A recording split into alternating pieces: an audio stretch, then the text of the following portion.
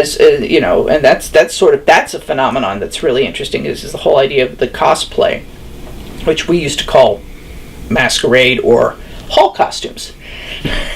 I hear cosplay and it's like, it's a hall costume. And it's like, no, it's cosplay. And I get this long explanation, and I look at it and I say, it's a hall costume. You're not entering it into, the masquerade. Hall costume.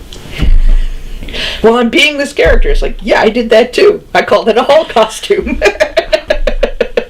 It's like my one picadillo. It's like, but it's fun to see. It's fun to also see the creativity that the fans have, that what they can come up with, what they can come up with on a budget. I've learned so much about use of materials that I never even thought of using, just talking to people walking around in costume, because they've got this really cool thing. It's like, oh yeah, well then what I did is I took a milk bottle and I did this, and you're like, that's a milk bottle? But you can learn all kinds of fun techniques and all the rest. I actually know some professionals who at several conventions have learned things that they've gone and they've actually used at their shops, because it's cheaper, which is always good, and it's easier than the more extensive, and it looks fine on camera, so why not?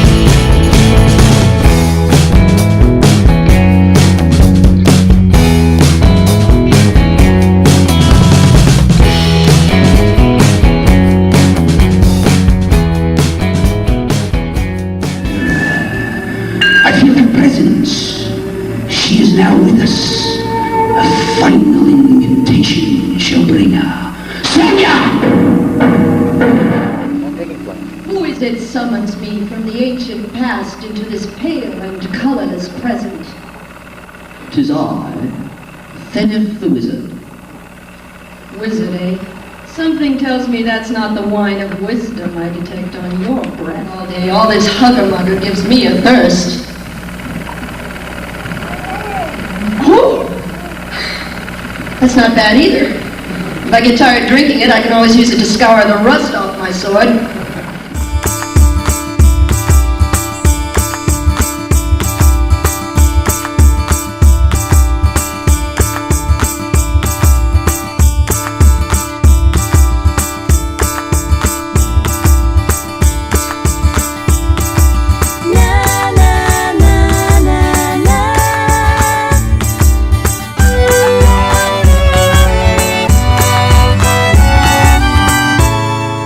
Cosplays that I'm, getting known for is Red Sonja. And she doesn't wear a lot.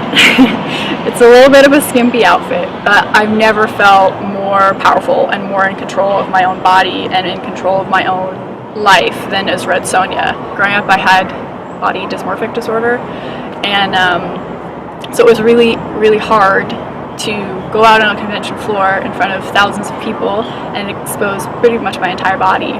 You're not dressing as these characters because they're sexy, you're dressing as these characters because they're powerful.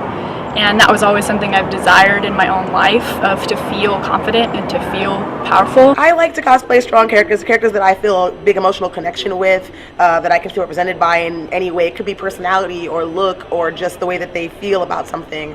As a Black woman and a person with a disability, cosplay has been something that's really helped me to help other people look past the fact that people see them as having a shortcoming when it's literally just who you are. It's a part of who you are, and it can enhance your work. It can give you something to start from and say, okay, I'm a black woman and I love this character, and they don't look like me, but I'm still going to do that character and have fun with it. And I'm disabled, and sometimes I can't walk very well, so I'm going to add a major staff to the character because I can, so I can lean on it and not feel like I'm too weak to be a character that is strong. I am a cosplayer, a non-binary cosplayer in particular, meaning that I do cosplays across the gender spectrum, and they may not always accurately represent the way that I feel about myself, but cosplay is, at its core, putting on a costume to express yourself. So I found that through cosplay, I can explore aspects of my gender that I originally was uncomfortable with. Probably the first time that I dressed up as Spike from Buffy the Vampire Slayer, I found a masculinity and a confidence that I hadn't previously had, and that was one of the huge things that led me to feel comfortable coming out as trans in the first place. My name is Kimber Brightheart. I use pronouns like they, them, their. I am a cosplayer with a group called Queersplay, who actively aim to create safer spaces in fandom for the LGBTQ community. I'm somebody who came out as trans through cosplay. I started cosplaying with historically female characters. Like, my first cosplay ever was Harley Quinn. And I love Harley Quinn. Like, I've loved Harley Quinn since Batman the Animated Series. She's always been my favorite, and I've loved watching her grow throughout the years, and like now being like in a canonical relationship with Poison Ivy, and having like gotten out of abusive relationships and like beaten Stockholm Syndrome, and like all of these things that she's done, and like how much she's come as far as like the fact that she was originally a cautionary tale, and just how important she is. But that cosplay just didn't fit for me. Like, I looked amazing.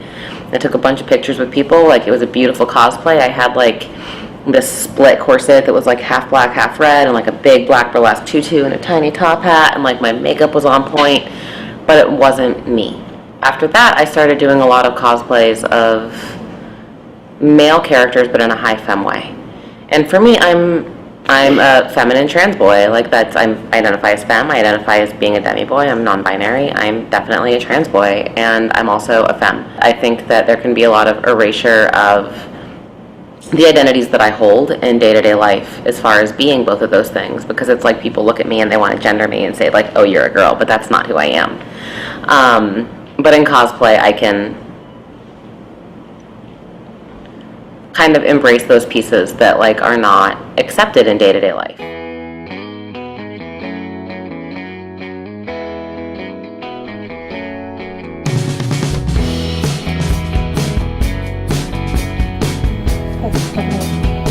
Look at me.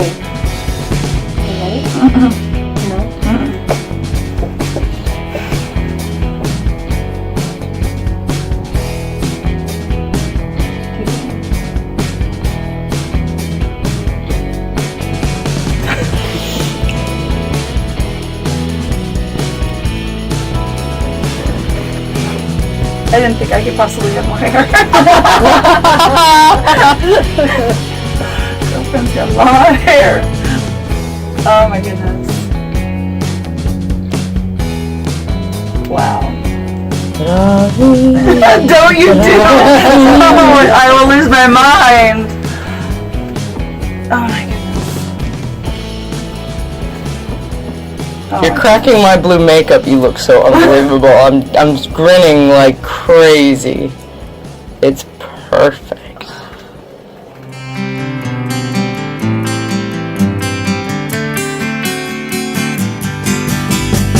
Welcome to the herd. Welcome to the herd.